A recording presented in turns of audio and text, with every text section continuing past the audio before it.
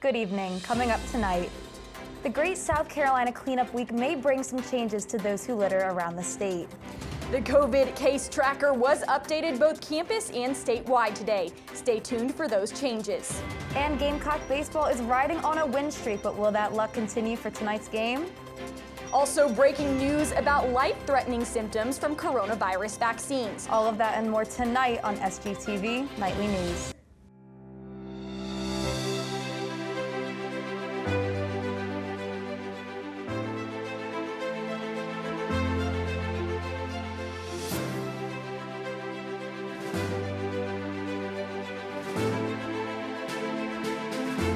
Live from the Kennedy Greenhouse studio, this is SGTV Nightly News. Good evening, Carolina. I'm Callista Pushman. And I'm Kendall Smith. Thanks for joining us tonight. The CDC and FDA is asking the U.S. to put a pause to Johnson & Johnson's coronavirus vaccine. This comes after 6 patients have developed rare and life-threatening blood clots. Similar reports have come out of Europe, but with the AstraZeneca shot. Many European countries put a stop to its distribution as a response. Johnson & Johnson has already stopped its shipments to Europe as the United States waits for a decision. COVID cases are decreasing at USC, but that's not the case for South Carolina. SC is seeing 447 new cases, bringing the total number of cases to about 472,000. There were also 12 new deaths, bringing the total to 8,177. Here on campus, the total number of active cases is 56. This is up 11 from the last update. The positivity rate is at 1.1%, which is up from the previous 0.84%. The campus alert level remains at the new normal. Fraternities at the University of South Carolina are continuing to rack up violations. With the pandemic, more and more violations are getting issued, specifically violating capacity and social distancing. But some frats have had a history of breaking the rules. In 2019 alone, Kappa Alpha Order, Alpha Epsilon Pi, Phi Sigma Kappa, and Sigma Nu were among other fraternities that got busted for alcohol distribution, forced physical activities, and failure to comply in initiation deadlines. If these frats continue, they could see punishments from the university like fines, conduct probation, or even chapter suspension. Governor McMaster just signed an executive order that would keep undocumented migrant children from entering South Carolina's foster care system. This comes after the Biden administration asked SC Social Services if it had resources to take on migrant children. McMaster stated that taking on these children would stretch DSS thin and that he wants priority for South Carolina children. The Columbia mayoral race is underway and candidates are battling to raise the most money heading into Election Day on November 2nd. Daniel Rickenman raised nearly $120,000 during the first 3 months of 2021, and trailing behind him is Tamika Isaac Devine, who secured just over $115,000. In third place is candidate Sam Johnson, who has raised around $37,000 thus far. Some of Rickenman's donors include local standout businesses, such as the Gourmet Shop restaurant. All 3 candidates are looking to replace Steve Benjamin, the capital city's current mayor, who announced he will not seek re-election. Next up, Nick Kloss will give updates on the USC women's basketball season, so stay tuned. Welcome back, everyone. Gamecock baseball had quite the weekend, and they finished it off on a good note. Let's toss it over to sports reporter Nick Kloss for the details. Thanks, Kendall. South Carolina baseball beat Missouri to win their 3rd straight SEC series. Over the weekend, the Gamecocks came into the series ranked number 11 in the nation and shockingly dropped Game 1 to the Tigers 7-2. The loss on the mound went to USC's Thomas Farr, who allowed 4 hits and 3 home runs with 9 strikeouts and 5 walks. In Game 2 and 3, we saw the hard-hitting Gamecocks that have impressed most of the season, coming back from the loss, winning 11-1 in Game 2 and 13-4 in Game 3. The Gamecocks are at home right now taking on Charleston Southern, and then will head to Baton Rouge this coming weekend to face off with LSU. Now across the state, Clemson baseball started their series against Virginia strong, but would drop games on Saturday and Sunday to lose the series 2-1.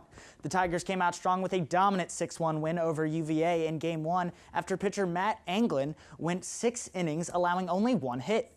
UVA brought it right back at the Tigers in Game 2, winning 8-4. Virginia's Zach Galoff had a leadoff home run in the 7th inning to break a 4-4 tie, and the Tigers just could not recover. These two close-match teams would need Game 3 to decide this ACC series, and the Cavaliers would pull it out in a tight one. UVA overcame a 4-3 deficit with 2 runs in the 7th inning to win the game 6-5 over the Tigers and take the series. Clemson is currently taking on College of Charleston at home and will head to Miami this coming weekend for another ACC series. And now another South Carolina men's basketball player has entered the transfer portal, this time being Gamecock sophomore Trey Anderson. Anderson was part of the 2019 recruiting class and saw limited playing time in his first 2 seasons. He averaged 7.3 minutes this year and played in 21 games with just 1 start in his career. His time in Columbia was highlighted by a career-high 17 points and a loss to Missouri. He's the 5th player from this year's Gamecock squad to enter the transfer portal, including Trey Hannibal, TJ Moss, Jalen McCreary, and Justin Minaya. The Gamecocks also have 3 transfers who have committed to play for USC in Chico Carter Jr., AJ Wilson, and Eric Stevenson. Now that's all we have for sports in South Carolina. Back to you guys. Thanks, Nick. Today, a Hollywood couple welcomed a beautiful baby boy into the world, and you won't guess who. We'll let you know when we come back.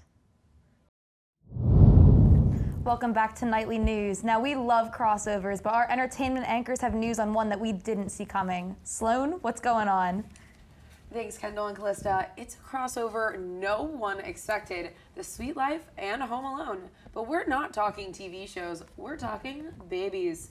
Actors Brenda Song and Macaulay Culkin welcomed their first child into the world. The couple named their son Dakota in honor of Culkin's sister, who was tragically killed in a car accident in 2008. But the couple said that they are overjoyed, and I'm overjoyed for them too. I think that's really exciting. Love to see the mesh of like childhood heroes. Absolutely. I think it's a very interesting couple, but I'm happy that they're happy. And we were talking about this earlier, but Macaulay Culkin was a cute kid, and Brenda Song is beautiful. So, you know, we might have a new star in the midst. You're so right. Disney Channel, look out. Also, just last night, American Idol legend Paula Abdul returned to the judges' seat, right where she belongs. Current judge Luke Bryan tested positive for coronavirus, leaving the seat open for Abdul to make a special appearance. This was Abdul's first appearance on the show since ABC rebooted the American Idol franchise in 2018. I was thrilled about this. I lived off of American Idol as a child. I had to beg my parents to let me stay up past my bedtime to watch it. Well, last night I was on FaceTime with my mom, and when I picked up the phone, my dad like silenced me because he was watching it, and then my mom was like, "Oh, son, the other day I found your New Year's resolution that like when you were like 11, you wrote that you wanted to win American Idol." So like childhood dream of mine. So nice to see her finally coming back. So Sloan, I have a follow-up question then. What song would be your American Idol audition song? Oh my God, I would have absolutely sung something by Kelly Clarkson. Like I would have been like, "Since you've been gone," you know, like pulled out some Pitch Perfect. Phenomenal. It gives me Pitch Perfect vibes. Exactly. Oh, took the words out of my mouth. Oh my gosh. And finally tonight, Carolina Productions is kicking off spring with their very own carnival here on campus. That is right, Sloan. Spring Fest will be held on Davis Field tomorrow from 11 a.m. to 2 p.m. and it'll feature some of your favorite carnival games. I don't know about you, but I'm hoping that they might have some carnival food as well. Oh, I love a good like funnel cake. I'm thinking some kettle corn, you know? It'll be a good follow-up of the drive-through state fair. Exactly. Sounds delicious. We can't wait. That's all we have for you tonight. Back to you two. Thanks so much, Sloan and Peter. Next, we have the bestest girl you don't want to miss, this cute pooch, so stay tuned. Welcome back, everybody. I'm sorry to disappoint. I am not a pooch, but I am the bestest. But let's jump right into that rough weather we are going to see, pun intended. Now, we do see some showers after 10 p.m. on Wednesday with a 20% chance after 3 p.m. on Thursday. Warm and sunny Friday and a mostly clear weekend. Now, the state highs of today, we did have higher temperatures, which was super awesome. Feels like summer here in Columbia, South Carolina. We had a high of 82, 83 in Aiken, 83 in Orangeburg, 81 in Sumter, 80 in Florence. We jumped a little down to 78 in Rock Hill, 80 in Greenville, 81 in Greenwood, and a little cooler on the coast. We're in the 70s, 73 in Hilton Head, 78 in Charleston, and 75 in Myrtle Beach.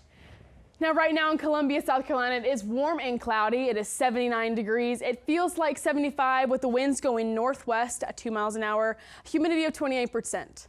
Now, this week coming up on Wednesday, I said there were showers after 10 p.m., but it's mostly sunny all day. Now, it is a high of 84 and a low of 56. On Thursday, there are showers before 3 and shouldn't be anything after that, but after that, it is sunny with a high of 75 and a low of 45. Friday, it's a high of 74 and a low of 50 with sunny all day long. Beautiful Friday. Now Saturday, we do see that rain again, a chance of showers. It is very low, but it is likely with a high of 74 and a low of 51. Sunday is sunny with a high of 75. Sunny and 75. You can sing the song, but I am not. On Monday, it is also mostly sunny and a high of 75. Now that's all I have for you guys tonight. Make sure to stay tuned for the actual dog of tonight on tonight's edition of Carolina Canines. And finally, tonight's edition of Carolina Canines features Zara. The picture was submitted to us by our very own Chelsea Bynes. Zara is a Cocker Spaniel who loves belly rubs and is very feisty about what she wants. Zara is the bestest girl, I have to say. Sorry, Kaden. I'm so embarrassed. I didn't give Kaden what she deserved in her intro to her weather segment, but she still did a great job. A little mess up there, but that's just live TV for you. What can you do? But Zara is absolutely precious. I love Carolina Canines. I'm so glad that we implemented it this semester. I agree. Well, that's all we have for tonight's edition of SGTV Nightly News. Be sure to follow us on Instagram, Twitter, and Facebook at SGTV of USC. To keep up with everything you need to know locally and on campus, be sure to also visit us online at sgtvonline.com. For SGTV Nightly News, I'm Callista Pushman. And I'm Kendall Smith. From all of us here at SGTV, have a great night, Carolina, forever to thee.